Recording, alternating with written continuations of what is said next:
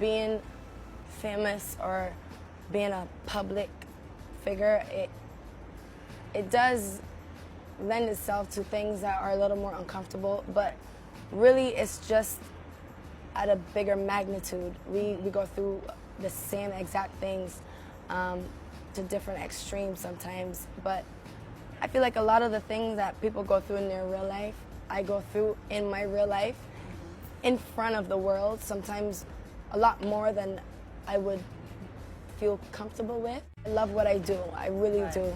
And I love the experiences that I have and the people that I get to meet and the people that I make happy. That's what rings truer to me. My dream wasn't to become famous or just to be on television. It was to become a very successful artist. And that's what I'm about. And as soon as people hear the album, they won't even think about the one hit wonder thing. Not at all. I've dreamed of it though. I always dreamed of it and I wanted to do it so bad. And I just had it in my head, you know, that's gonna happen. I always said by the time I'm 18, I want to be a singer. You are such an inspiration to so many women around the world, especially dark-skinned women. I resonate with Fenty Beauty so much. Wow. And you made this brand for women that look like me, and you were the first.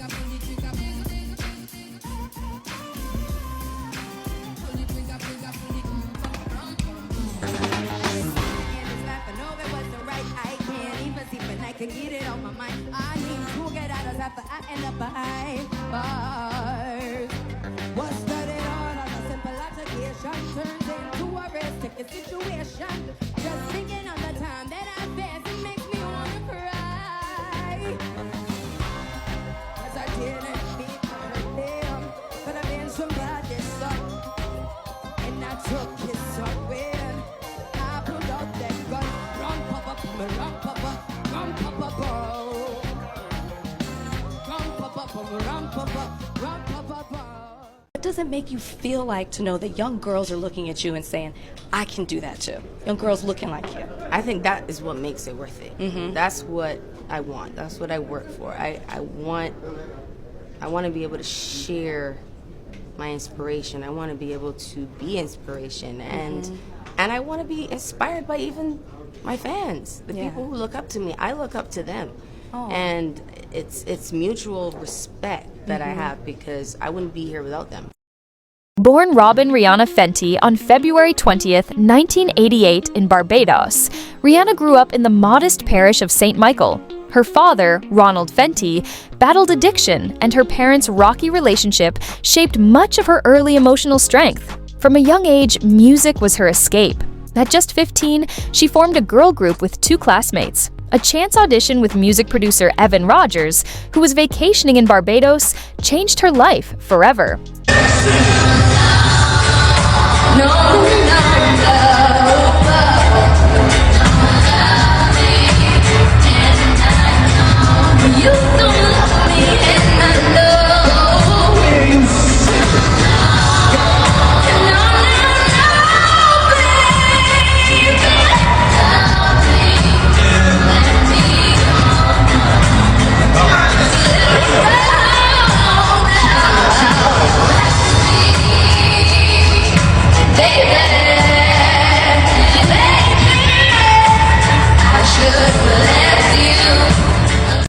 It's the last time you're ever gonna kiss these lips, or ever will deceive these eyes. Believe me when I tell you this, baby boy, it's the last time I'm ever gonna cry these tears.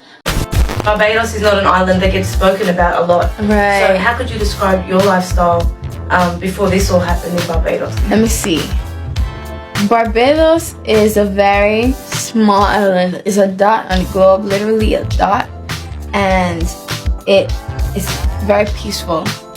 They don't have a lot of natural disasters or anything, but they're beautiful beaches. There's always something to do, and that's what I love most about growing up in Barbados. Whether it's going to the beach, whether it's driving around with my friends, whether it's chilling with my family, whether it's going to Boatyard, which is one of my favorite clubs in Barbados. It's a club on the beach. It's so cute. No age limit?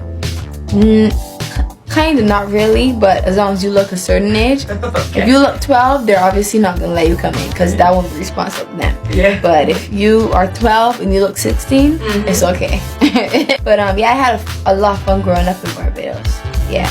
It sounds beautiful. Yeah, it is. Oh my God. Ooh, how do you like Australia? We're the biggest I love it. island in the world, so Oh yeah. this is probably the fastest island in the world, I guess. Definitely. Because the Barbados people like so chilled and laid back. That demo landed on the desk of Jay-Z, then the president of Def Jam Recordings. The moment she auditioned for him in New York, he famously wouldn't let her leave the building without signing a deal. In 2005, Rihanna burst onto the scene with her debut single, Pon de Replay, a Caribbean-infused dance hit that set the tone for her future, bold, infectious, and unstoppable. Do you have a video yet for Pon de Replay? Yes, we just shot the video in Toronto. Okay. It should be out pretty soon. Tell me It's about hot. the video. It's a lot of dancing, a lot of choreography. It's a club and everybody just dancing because the fun is, the song is so much fun that when you hear it, you just want to dance. So we had to put that in the video. A lot of dancing.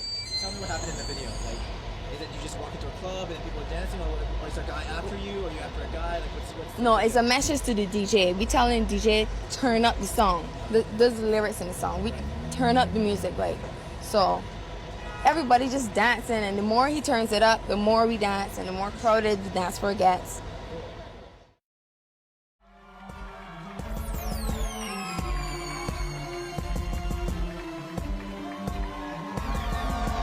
Yeah! She's doing the tour. She's on the crowd tour. Now, why did you name your album Music of the Sun? Well, we were going back and forth of what we should name it. We were like, Rihanna, but to me that was a bit boring. So I asked people. Not that you're boring by any I asked means. people from the label. And they said, you know, it should just represent you, represent where you're from. So the word sun. From there, her career exploded. Her next albums produced hit after hit: SOS, Unfaithful, Umbrella, Take a Bow, Disturbia, Only Girl, In the World, Rude Boy, Diamonds, Work, Needed Me. The list is endless. Her voice, edgy, emotional, and versatile, made her one of the most streamed and awarded female artists in history. Umbrella was the track on the album that showed the most growth.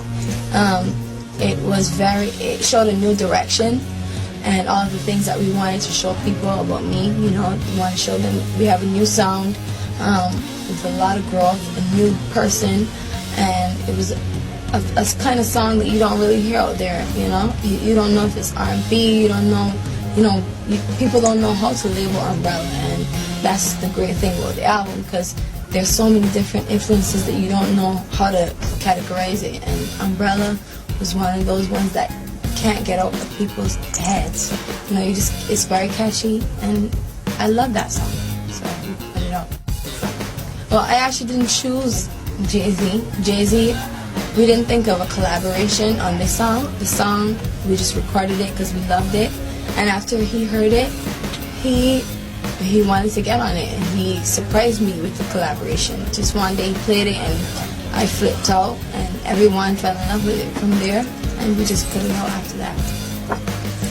Umbrella, it could have easily been a narrative video because of the message in the song, but I didn't really want it to be narrative. I wanted to show people my growth, and the best way of doing that is showing performance. So I wanted it to be an all-performance video with all kinds of different visuals, really cool visuals that you don't really see. So, you know, that's why the point tip shoes are there. The rock, the beginning is kind of very rock influenced. Then the silver body paint, you don't see those things. I want it to be very artsy and kind of editorial, really cool, and show people the new image and everything. So the video is just mainly about performance and introducing the new Rihanna. Tonight I'ma give it to you harder. Tonight I'ma turn your body out. Relax, let me do it how I wanna. If you got it, I need it, and I'ma put it down. Buckle up, I'ma give it to you stronger. Hands up and go a little longer. Tonight I'ma get a little crazy, baby. Unapologetic it's definitely, it speaks for the demeanor of the album. Everything is raw, it's honest, and it's a truth that you can't apologize for. It's my truth, and that's just it. Diamonds is a song that can be a love song, or it can be like this song. When I first heard it, I connected to my grandma right away.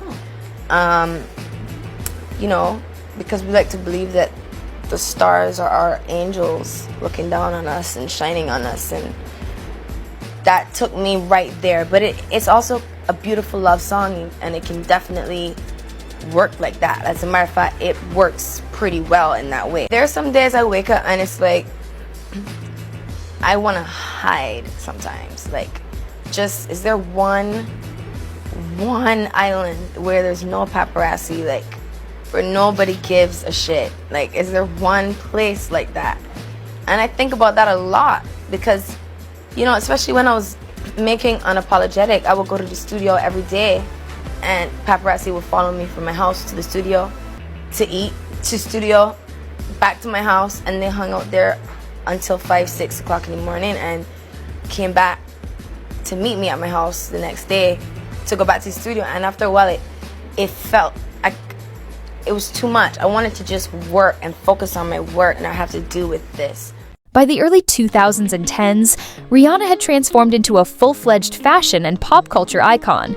But behind the fame, there was pain. In 2009, Rihanna made headlines after a highly publicized and traumatic domestic violence incident with then-boyfriend Chris Brown. The image of her bruised face shocked the world. Though the couple briefly reunited later, they eventually split for good. Rihanna's strength through that time, her openness about healing, and her refusal to be silenced made her a role model for survivors around the world. A lot of people thought that Chris hitting you was unforgivable. Have you forgiven him? I have forgiven him. It took me a long time. I was angry for a long time. Mm-hmm. I felt like this is not my fault. This is not me doing this, and still I have to like worry and you know, all those kinds of, I was resentful. I held a grudge. I was dark. I was angry, and it was coming out in my music. It was coming out in my clothes. It was coming out in my attitude, and I didn't like that feeling. It was heavy. It was heavy. What'd you do to get over it? Here they come again. Repaired my relationship with my dad. Your dad? I was so angry at him. And I was just angry about a lot of things from my childhood, and I couldn't separate him as a husband from him as a father. I felt like he was a bad husband, he was a bad father. Because you watched him do some bad things to your mom. Yeah, you know, I witnessed a lot as a child in my household. And was when he I violent? got to yes, he was. And you know, my family broke up because of his addiction. But I remember just one day, like, thinking, why can't I come to a place where I let somebody in? Why can't I, like, love? Like, I couldn't love. Like, I would get to a place, I would get far, and I would talk to guys, and I would like them. And then the minute I start to really like them, it's like, blank. Don't even call. Don't even, nope, change. Don't even, my address, never seen them again, never talked to them again. You would do that? Yeah. Because? I would do that. Because? I wanted to know why. I wanted to know why, and I would think, what is my idea of what's supposed to happen? Like, and it was because I wasn't having a relationship with my father anymore. Like, so I wasn't able to connect with a man. Over the years, her love life has remained a constant topic of discussion. She was linked to Drake, sparking years of collaboration and drama. Their on-again, off-again romance fueled headlines and music alike. Later, she dated Saudi billionaire Hassan Jameel, a more private relationship that ended in 2020. But in 2021, Rihanna confirmed she was dating Harlem rapper Ados AP Rocky, a stylish match made in heaven. By 2022, the couple welcomed their first child, RZA Athelston Mayers. And in 2023, they had their second son, Riot Rose. Rihanna is not just a music icon, she's a billionaire mogul. In 2017, she launched Fenty Beauty, an inclusive cosmetics brand that shook the beauty world by offering 40-plus foundation shades and putting diversity first. The brand earned over $100 million in sales within weeks. Then came Savage X Fenty, her lingerie line that redefined body positivity and confidence. And in a historic move, she became the first Black woman to lead a fashion house under LVMH, the luxury group that owns Louis Vuitton and Dior. Now you are a mama, so what? Big congratulations! You start talking mad weird when it's about baby. I start talking to you like this. I know. What is the best part about motherhood? Oh my God, the mornings, just like seeing a baby with like little bags and waking up and they're just like startled. They're trying to figure out where they at. It's the cutest. It's my favorite part of the day. You singing to the little one? Oh yeah, the craziest stuff. Just freestyling. Making up that new lullaby album, right? Oh my God. You know, I literally said if anybody's gonna ask me about the album, it's gonna be you. Let's talk accolades. Rihanna has earned 9 Grammy Awards, 13 American Music Awards, 12 Billboard Music Awards, the Fashion Icon Award, NAACP President's Award, Harvard Humanitarian of the Year. And in 2023, Rihanna delivered a powerful Super Bowl halftime performance, marking her return to the stage after years of musical silence.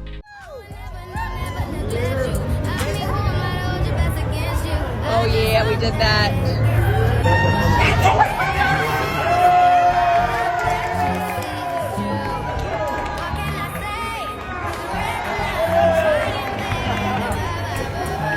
Beyond the glitz, Rihanna has a heart of gold. Through her Clara Lionel Foundation, named after her grandparents, she's donated millions to global education, disaster relief, and COVID-19 efforts. Whether it's standing up for Black lives, pushing for change in beauty standards, or using her platform for activism, Rihanna blends fame and purpose seamlessly. At 17, I started my career here in America. And by the age of 18, I started my first charity organization. I went on to team up with other organizations in the following years and met, helped, and even lost some of the most beautiful souls. We're all human, and we all just want a chance. A chance at life, a chance at an education, a chance at a future, really. And at CLF, our mission is to impact as many lives as possible. But it starts with just one. I know that each and every one of you has the opportunity to help someone else. All you need to do is help one person, expecting nothing in return. To me, that is a humanitarian. Despite not releasing a solo studio album since Auntie in 2016, Rihanna's fanbase, the Navy, remains loyal and loud, begging for her 9th album, affectionately called R9. She continues to tease new music but reminds fans, "I'm working at my own pace." So, who is Rihanna? She's more than a pop star. She's a survivor, a fashion mogul, a business tycoon, a mother, a voice for the voiceless, a woman unafraid to evolve, to love, to rise again and again, on her own terms. From the beaches of Barbados to the billion-dollar boardroom, Rihanna is living proof that real legends don't follow trends. They set them. Please like, comment, and subscribe for more legendary stories, only from legends of the past and present. Stay tuned, more icons are just a click away.